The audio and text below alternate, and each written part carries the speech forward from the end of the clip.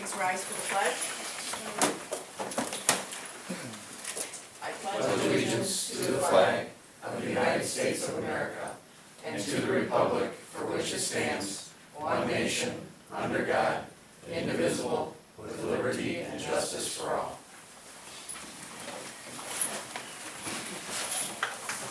Welcome to the village board meeting of October 24th. Roll call, please. Caperos. Here. Dusechin. Here. Giannotti. Here. Thierry. Here. Stacy. Here. Kraus.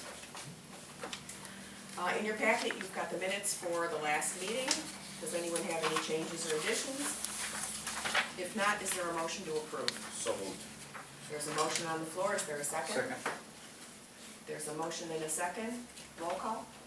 Caperos. Yes. Dusechin. Yes. Giannotti. Yes. Thierry. Yes. Stacy. Yes. Okay, there's no clerk's report. Under recognition of audience, I think, let's skip ahead to your report, trustee Stacy. Okay. Thank you, Mayor. Consideration request for a two-story garage in an R1 district, Anderson property at 11 East Church Road. When this building permit application came in, we assumed that it was in the residential estate district, but check the map shows that it was a 20-acre farm actually zoned R1, since it was proposed for a subdivision at one time. The farm is legal in conforming use, requiring the village board to grant permission for a two-story garage. The petitioner, Ryan and Jamie Anderson, are moving onto the property, and the loft area of the garage will be used for an art gallery and for drum practice. Good spot. My son's loud. Not by me. The petitioner will be at the meeting for any questions. There will be electric in the building, and the property is on septic. Staff has no issue with the use because of its location.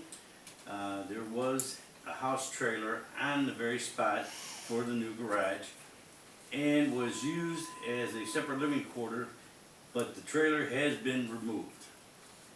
So, I would make, is there any question? Yeah, the only condition is it can't be used for living quarters. I understand. If you do want to use it for that, you'd have to come back.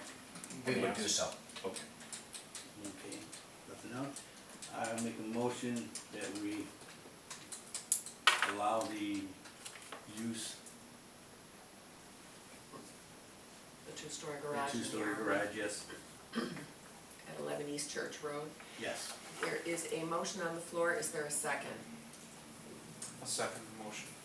Okay, there's a motion and a second. Discussion. Anybody have any questions, comments? Okay, roll call. Stacy. Yes. Thierry. Yes. Giannotti. Yes. Dusechin. Yes. Caperos. Yes. That's all you need, guys. Thank Submit you. your building Thank you permit. so You've much already for submitted putting your us- building permit, so. Okay, thank you. We'll get it Thank done. you for moving us up. All right. Good luck, thank you. Bye-bye. We'd love to stay, but. Yes, Results sure of you audits would. are fun. Sure you would. Bye, thank you. You wanna just finish yours and then, put this on with Okay, one more item. And then my glasses back. Meeting of Planning and Zoning Commission scheduled for Thursday, October 27th has been canceled due to lack of agenda. The next meeting is scheduled for Thursday, December 1st at 7 p.m. Due to the Thanksgiving holiday, but only is a petition, if a petition is received. And that's all I have, Mayor. you. Okay. Under my report, there was a ribbon cutting and a reopening of Premier Fitness on Saturday morning at 10:30. I guess they were very busy around 9 or 9:30. By 10:30, things were a little bit slower, but they had a radio station out, and it was nice. The ribbon cutting went as planned, so. That is all I have, so let's go to Finance and Administration, Trustee Kaporis. All right, first item, presentation of audit, Jennifer Doss, Gorkurtz, Gorskutz, Abraham Eschleman, and Gursky. All right, Gursky, I'm sorry. And Dale's actually here as one of the partners, so. Okay, Yep. The floor is all yours, guys. I got a tough last name too, so you can butcher it in return, and I won't be offended, I promise. Yeah, I'm Dale Garrett, this is Jennifer Doss. Jennifer was in charge of she's in charge on the audit, I was the partner on the audit. So, good evening, and I'd like to thank the mayor and trustees for allowing us to help with your annual audit. Appreciate the opportunity to serve the village. I'd like to thank Bob and his staff as well, because it went very well. Like I said, it's always a challenge when coming to disrupt your process. And so we appreciate the cooperation, and I think it went as well as it could have gone. It went very well. In front of you have a financial statement. You've got a digital copy previously, but you brought a hard copy. There's no real changes since Friday. You received that. You look at the table of contents in the front. It kind of outlines the layout of the report. I know it's one that you might want to read later, or if you have any questions later, feel free to contact us. But pages 1 through 39 contain the audited financial statements of the village, the basic financials. The first 3 pages contain the auditor's opinion letter, and then that's followed by basic entity-wide financial statements that encompasses the whole village. And then there's 25 pages of footnotes. The footnotes actually, if you read through those, kind of contain really a lot of the meat of the audit, and a little more information than just the numbers on the front end. The section after that are required supplementary information, we call it. It's not part of the basic financials, but a required part of the audit report. For example, in there you'll find the budget comparison to the general fund. The general fund has a budget comparison there, it shows you the variances for the year. And also there's schedules relating to the IRMF pension and other post-employment benefits. And the last section is the supplementary information. Those statements show much more detailed information and budgetary comparisons for other funds of the village. There's combining schedules that show how funds were combined and flowed forward in the report. So those totals will flow forward to those basic financial statements, but then the individual funds are highlighted more in detail in that section. There's statements of long-term debt and bond repayment requirements, which outline the methodology for paying off your debts. And then there's also some pension-related schedules in that section. I'm going to let Jennifer go over the basic financial statements of that front section, starting on page 4. All right. I just want to say thank you again to Bob and the staff. You guys were great to work with. It was great being here. It was a really good experience, so very helpful, and we appreciate that. So I'm going to start with pages 4 through 6, if you want to take a look at those. I'm going to flip there too so I can follow along. We have there, like Dale said, the government-wide financial statements, the statement of the net position, and the statement of activity. So these statements are reported more on a full accrual basis of accounting. They're going to include all your capital assets, the long-term debt. So if we look, I'm going to flip to the statement of activities. So I think this has a lot of the meat of what happened during the fiscal year. So the first place we're going to look is the 5th line from the bottom, the change in net position. If you look there, and this just tells you overall how the village did. And for the governmental activities, there was an increase of about $818,000, which is actually a 50% increase over the prior year. So that's a great improvement over the prior year. And areas that I saw contributing to that increase were in the general revenues. So increases in the property tax, sales tax, income tax, all of those areas increased from the prior year. And then if you look, there's also the business type activities, which is your water, sewer, refuse. And that had a pretty large increase as well. The change in that position increased by over $1 million.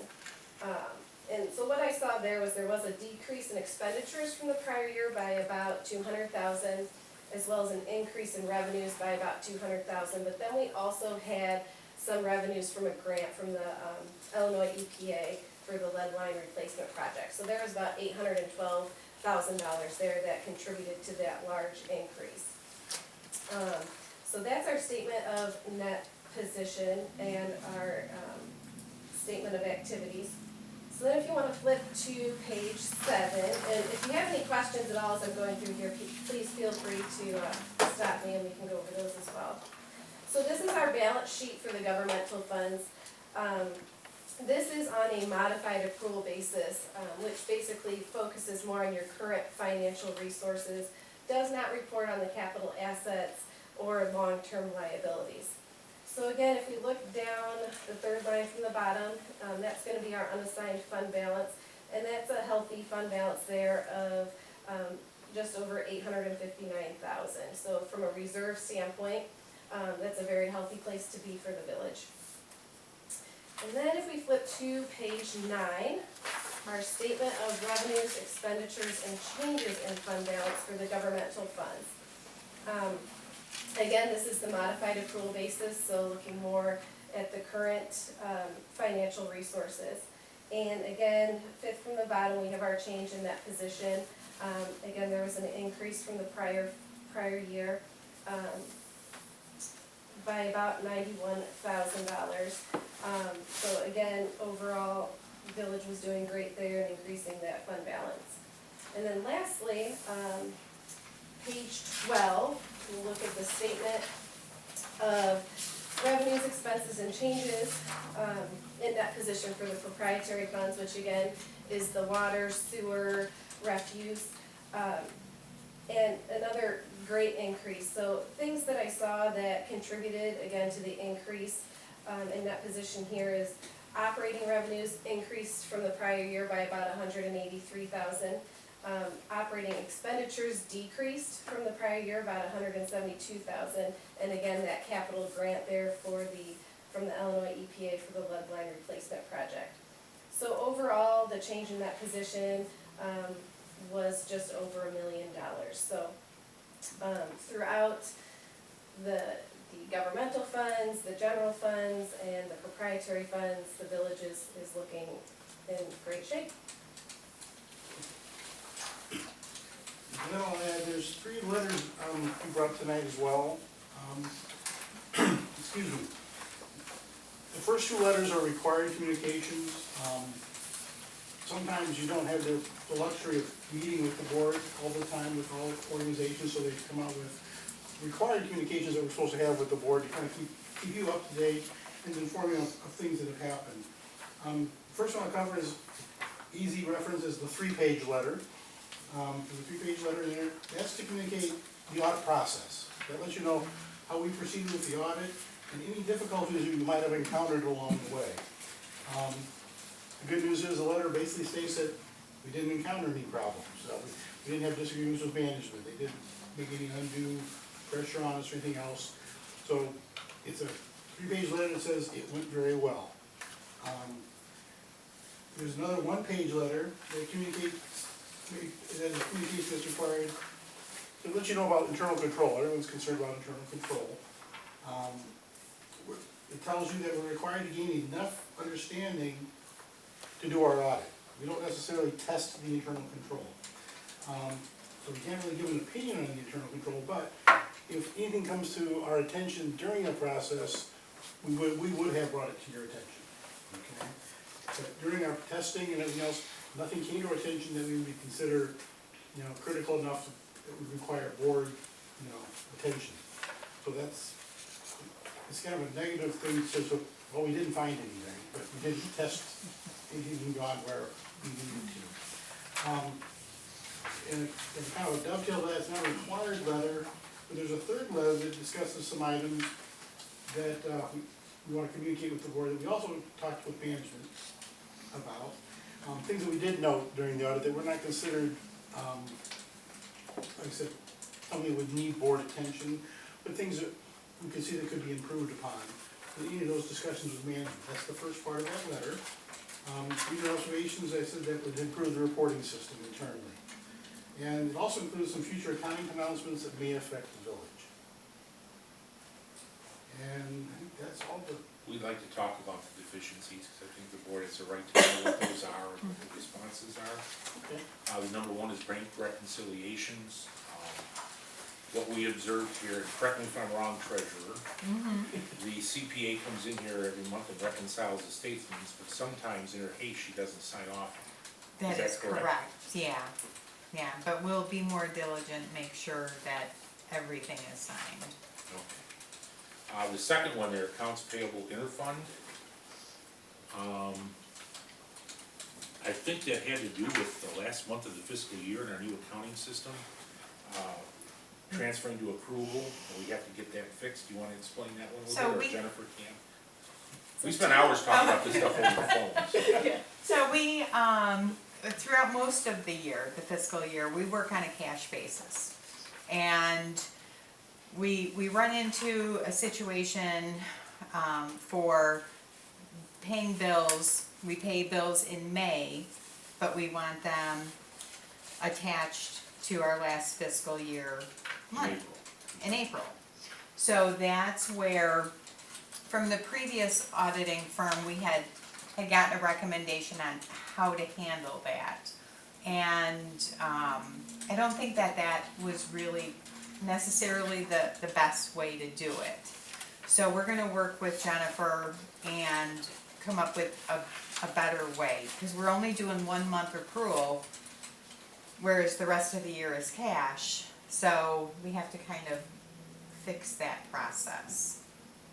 We can't pay a bill for April, in April, because we don't usually get those bills until May. Well, we don't get board approval until May. Correct. So we have to fix that part. It's an internal management problem we gotta fix Yeah. somehow. The third one then is internal controls over water billings, and I'll let Jennifer and the treasurer talk about that. Do you wanna take it or? Sure. Okay. So, I was actually pleasantly surprised when the auditors brought this to our attention. So, the process of reading meters, Public Works goes around with a handheld and they collect the readings. They hand it to me, I download it into our water billing system, and then I go in and make changes and corrections that, are appropriate. So what the auditors would like to see is that raw data saved that comes from the handheld. So they can compare the raw data against what was actually billed, Any manual change? any manual changes that are in there. It's it's something. I thought it was great, yeah. Because once you upload that handheld, it kind of erases the data out of the handhold and puts it in the desktop. Now Correct. we'll just go ahead and print a report Yeah. before we do the upload. Yep, I thought that was great. Add detail to that, Jennifer, if you want. Oh, that's about it, just to have that record in PDF or Excel so that we can go back and look and when we're doing our testing, see that, yes, this is what was read, when the readings were taken compared to your records now for the billings, so. Without that, it's hard to have anything to compare to or see if it was accurately done. Okay, well, that takes care of the review. I just have one question. I know it's not a zinger, don't worry about it. It's a general question. Stuff you If, and I know you're the auditor and not the underwriter, but if we were to go for a bond rating at this point in time, how do you see that coming about? In other words, if we have to go for a bond rating, where do you think we'll be? We'll be in positive territory or negative territory? Well, based on your financials over the past year, I mean, you look healthy. You're not cash poor, because really, like any business, like a business, cash is the lifeblood. And so, they take that into account, I'm sure, but they have their own little magic formulas that they plug it all in. Yes, they do. Yes, they do. Because they're looking at, and also on a bond, they're looking, for, your ability to pay back over decades many times. So they're not necessarily. They don't look at the past, they also look at the future. Exactly. And they look at market conditions, economy, everything, yeah. Rising we- interest rates. Right, we may be going in for a bond rating or a private placement, we don't know which yet, but if we do a public listing of the bonds, we'll have to get a bond rating. And that's always a concern. We were AA at one time, which is really good for a town this size, a AA, but sometimes the economy and the market won't even let you get to A just because of what the market says, nothing to do with what you're doing. And I don't know what these bond ratings are doing right now, but I hear there's a lot of this going on in the bond market. Well, general economy has an effect on it. Yeah. They don't know from day to day, many times. Uncertainty shakes up everything. Alright, that's it. Anyone have any questions? Before I move on? Alright, I'll make a motion accepting the audit for the year end April 30th, 2022. There's a motion on the floor, is there a second? Second? There's a motion and a second, discussion? Roll call? Caperos, Yes. Musacchio, Yes. Giannotti, Yes. Terry, Yes. Stacy. Yes. Thanks, guys. All right. You're free to leave.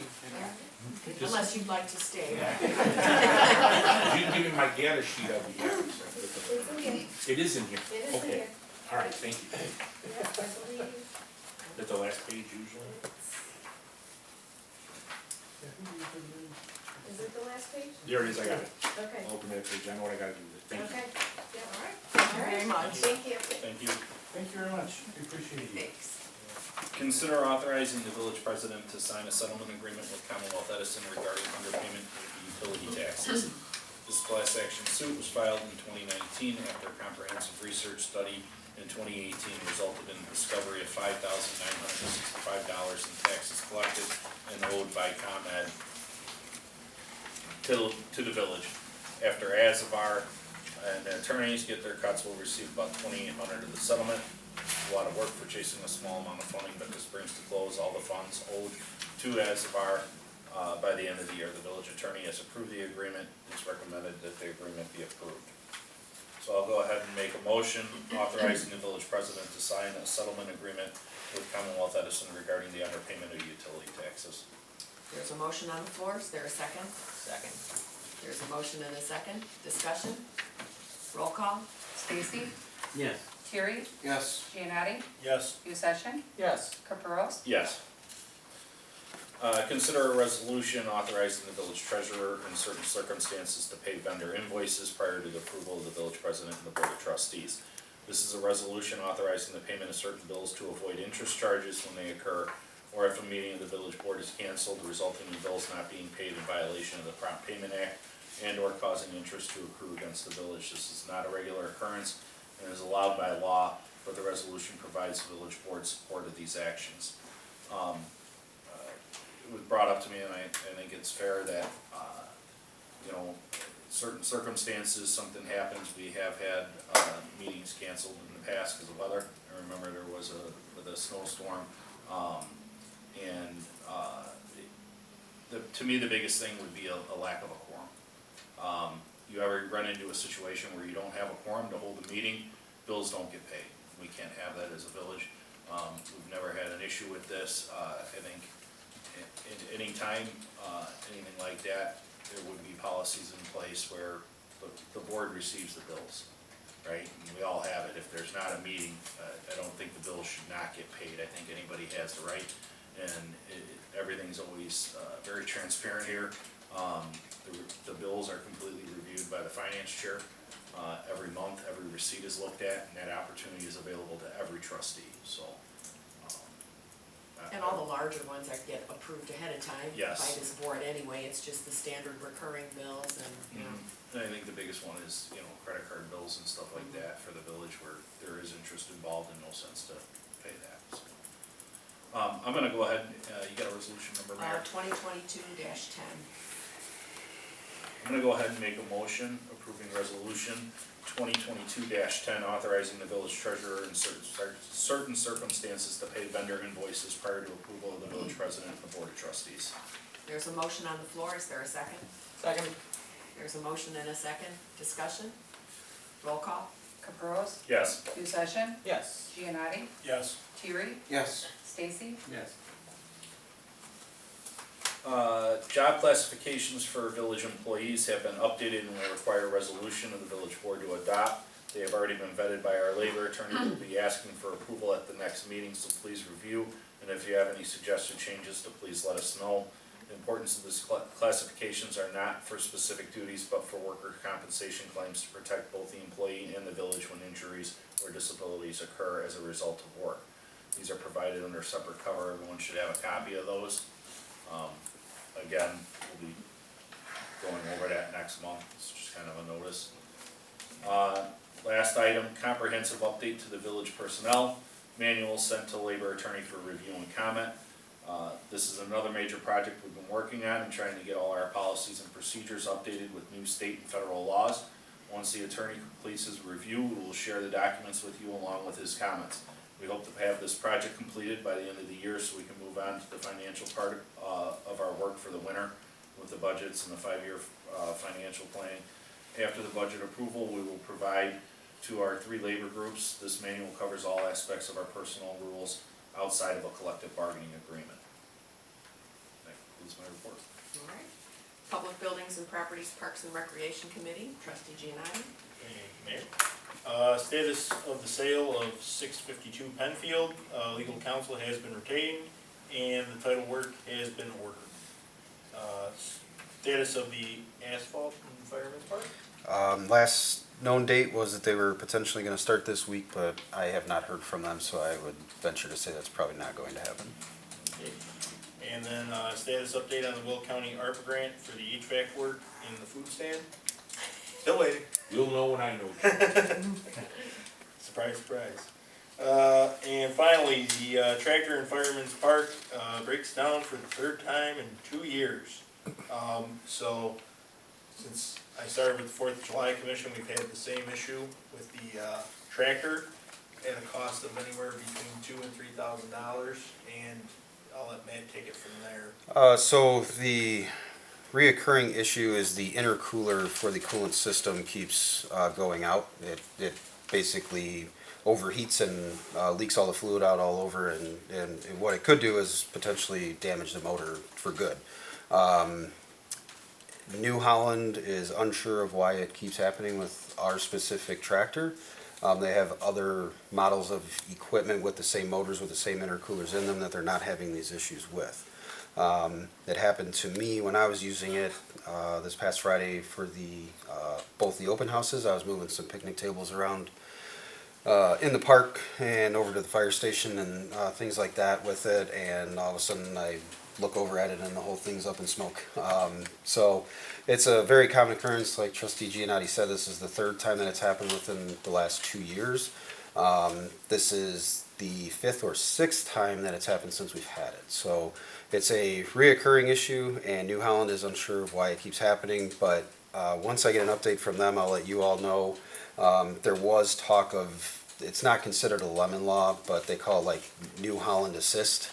Not sure exactly what that entails, but they are bringing the big rep from New Holland down to have a conversation with the Youngs and with us about what the future for this specific piece of equipment is. But it's never ending with this thing. We don't even get a season out of it anymore before something happens, you know. And it's a pretty vital piece of equipment, especially in the park for the festivals and moving bleachers and picnic tables and stuff like that. The number of hours on it, that's a lot of repairs. Yeah. Yeah. Yeah. So, Do we take it into them, Matt? yeah. Do we get billed every time we Yep. take it in? There's one time that they covered it, yep. I would check on the lemon law. Yeah. From what I recall, it's 3 times for the same incident. Yeah, but I believe that the way the lemon law is written is that it has to be within the first certain amount of years that the tractor was implemented into service. Could be. And so I think we're past that, because it didn't happen the first first or second year, sorry. But since that point, it's been consistently happening, so, I think when Trustee Giannotti got on the board, it happened in It the just got fall. repaired. It happened in the fall, and then it happened again in the spring, so, but we don't use it all winter long, so it's like the last and the first time we used it, over a 4 or 5 month period, it Yeah. did it Broke both on July times, so. 5th, like take down time, and we had Yeah. to bring the skidster down. They had to put everything away from the fest, which is just it's a pain, And but, now with getting set up for Christmas and stuff, we don't know if we'll have the tractor back in time. yeah. So, Now, the Youngs will let us borrow equipment, if we need something in a pitch, we can run up there and grab a tractor from them at any time, Bill DeYoung lives right behind the actual implement facility, so, we've gone over there in the middle of the night and, gotten skid steer attachments and whatnot, so if there is a need for something, we can definitely get it. It's just nice when we have our own equipment that's actually operating properly, so, I think that there needs to be a discussion, at budget time coming up and stuff like that, of what we should actually do with this piece of equipment. if it's gonna be a regular occurrence. If we don't get any assistance from New Holland, we'll have to see where, all this plays out, but I think it's something that the board should definitely look at and consider, moving forward. Yeah. That concludes my report. Alright, and let's jump ahead to Public Safety Committee, trustee Terry. Thank you, Mayor. Police chief received a request for a three-way stop at Hunters and Windscape. The chief's gonna make a report to the Public Safety Committee, and then we'll make a recommendation to the village board. I don't think at this time, the chief, are you working on a study, or anything you wanna add on that? Yeah, good evening, Mayor, members of the village board. I actually spoke with the resident, I went to the house on Saturday and went again today and found out they're on vacation, so. But we are starting the traffic study tomorrow. What we're gonna do is do an hour a day of the traffic study. We would record the times and speed of all the vehicles that go by. After we do the traffic study, then it will consult with Matt, and we'll come up with a recommendation to the Public Safety Committee. Thank you. You wanna add about the open house as well? Oh, yeah, so the open house was a big success. It's sort of hard to compete with the fire department, so we put a jumpy house in clear sight of the fire department. So we had 3 ISP motorcycles. The kids were able to sit on them with their parents, taking pictures. We had the SWAT Bearcat armored car. We had county SWAT officers. We had the hidden place site trailer. We had 2 county canines, and very importantly, we had Gracie, Donna's comfort dog, very popular. And then we had the county command vehicle. And very importantly too is we did numerous tours of the police station. It was a big success. There was many more people than I anticipated. You kept the mayor very busy that evening. So thank you for the tours. Thank you, Bob, for the tours too. Yeah, well, there were a lot of people got there kind of early when, things were being set up and they were kind of looking around like they weren't sure what to do, so I decided to be the tour guide for a while. Good, great.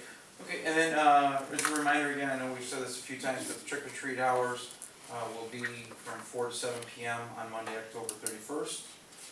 And then as far as our updates with the new police commission ordinance, currently the village attorney has been codifying the ordinance into a municipal code.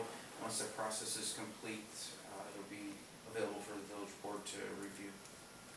And that would, that's all I have. Okay, Public Works Committee, trustee Stacy. 2 in 1 night. Woo-hoo. Thank you, Mayor. You can do it. Okay.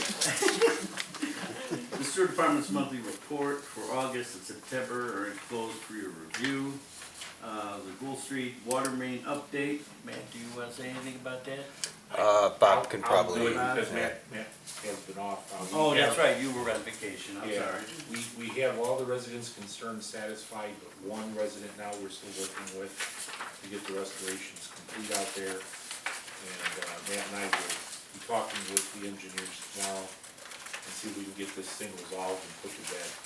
It's not a major problem, it's just, you know how it is on a big job. It's always that last spec that needs to get done for it to be done, so we'll get it across the finish line this week. I'll just leave it at that for the Gould Street one. Okay. All right, next item. Curb, sidewalk, and asphalt replacement update will be provided by Superintendent Connor. Do you have anything to say, Matt? Again, the asphalt was scheduled for this week. I don't believe that they will be here as I have not heard from them. The curb and sidewalk work was potentially gonna start this past week, but I do not believe that occurred either, as I did not hear from Davis Concrete, so. Yeah, so I'll be following up with both companies, the concrete and the asphalt companies this week to get an update on that, on those projects. Okay. The leaf collection update. Leaf collection has begun. I have not spoken with any of the guys in the department since leaf collection has started, but I stopped at the shop before I came here today and I see that the leaf machine was hooked up, and I saw that it was on the work schedule for last Friday as well as today as well as tomorrow. So I know that it is in process, so we'll be doing that until mid to late November and before we get things transferred over for snow and ice control. And just for the sake of the residents, brush collection is over. We identified 5 addresses today that have brush piles out again.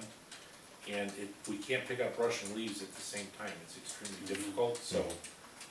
Brush pickup is over, and those people that did put brush out will probably be getting a door hanger explaining that they can bundle it and start disposal to pick it up. So, we're working on that. What's the last date for start disposal? Typically, they go to the first Monday in December Yeah. with yard waste. Depends on how it and falls, brush. it'll either be the end or the first week of December, the end of November. That's the way it used to fall with us. I think the last Monday of November. Is that the way it is this year? Okay, April first through November. so it'll be November 28th. But I saw the guys out with Leak Machine, they do a very good job, please tell them. Good. I will pass it along. Okay, update on salt bid for coming winter, be provided by the superintendent. As you? I did not see an email on that. I haven't either, and the So- problem we have, we made Marty mention this at the last meeting, but they're having problems getting salt up river. Because Mississippi River is so low, they can't get the barges up, so. Last time I reached out to the state for their bid process, I believe that was 3 weeks ago approximately, and the gentleman that's in charge of the program responded back with, once they get all of the bids in and they make sure that all the bids are correct, then they'll put it out to the municipalities of what your bid price is, and we have yet to hear from them, so. Yeah. Last year, it was in late October. I looked back through my emails, it was in late October that we received our bid for last season, so hopefully soon. Alright, thank you, superintendent. Penfield SCP project update, very soon we'll be getting a bill for $88,800 per month by IDOT for 1 year as our local match for the project. We have about $700,000 available in MFT, which will give us 7 months of payment before we have to borrow funds for the remainder of the staff going to wait to borrow these funds until after our bond rating by Standard & Poor's occurs this winter. And that's all I have there, Mayor. All right. Economic Development and Community Relations Committee, trustee session. Thank you very much. First off, newsletter update provided by the clerk at the meeting. We anticipate it being mailed before the meeting. It was mailed today. Excellent, it was mailed today. Next holiday tree lighting planning meeting scheduled for Tuesday, November 1st at 6 p.m. at the Village Hall, if anyone's interested in attending. I think the last one went pretty well, so we're just gonna hammer out the last of the details and things are looking pretty good, I think, in general. Referendum update. With the mailing of the newsletter, this completes the village's information phase of the referendum, unless there are any more ideas on what to do prior to November 8th. Okay, that concludes my report. I think we've probably done as much as we can to get information out about the referendum. I don't think it would hurt to repost things. Reshare the videos and whatnot. Share them once more, Yeah. yeah, like move them up to the top. Yep. Yeah. I doubt people have been scrolling, so. Well, that's true. Voting starting today and Yeah. stuff like that. Yeah, good idea. Okay. Any old business to come before the board? Any new business to come before the board? No? All right, can we have a motion to adjourn? So moved. There's a motion on the floor, is there a second? Second. Oh, yeah. Either way, Motion and a second, roll as he call. gets it. Yeah. Stacy, Yes. Terry, Yes. Giannotti, Yes. Musation, Yes. Caperos. Yes.